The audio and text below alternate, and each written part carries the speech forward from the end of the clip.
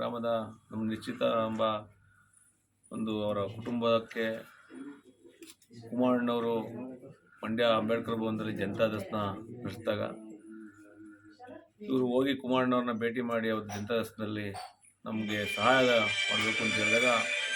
ಕುಮಾರಣ್ಣವರು ಅವ್ರ ಮನೆಗೆ ಹೋಗಿ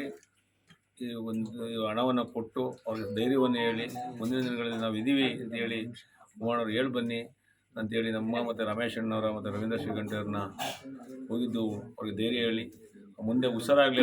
ಹುಡುಗಿಗೆ ಮುಂದಿನ ಜೀವನದಲ್ಲಿ ನಾವು ಒಂದು ಸಹಾಯ ಮಾಡೋಣ, ಒಂದು ಕಿರು ಸಹಾಯನ ಮಾಡೋದು ಬನ್ನಿ ಅಂತೇಳಿ ಕುಮಾರಣ್ಣವರು ಹಣವನ್ನು ಕೊಟ್ಟು ಕಳಿಸಿದ್ರು. ಅದ್ರ ಪರವಾಗಿ ನಾವೆಲ್ಲ ಮುಖಂಡರು, ನಮ್ಮ ಮಂಜಣ್ಣ, ನಾಗೇಶಣ್ಣ, ನಮ್ಮ ಗೊತ್ತು ಗೋರೇಗೌಡರಾಗ್ಬೋದು, ಅವರು ಎಲ್ಲ ನಮ್ಮ ಇಲ್ಲಿನ ಎಲ್ಲ ಮುಖಂಡರು ಸೇರಿ ಇವತ್ತು ಅವ್ರ ಮನೆಗೆ ಬಂದೊಂದು ಧೈರ್ಯ ಹೇಳಿ ಒಂದು ಕಿರು ಸಹಾಯವನ್ನು ಕುಮಾರಣ್ಣವರು ತರಿಸಿದಂಥ ಹಣವನ್ನು ಇಲ್ಲಿ ತಲುಪಿಸಿ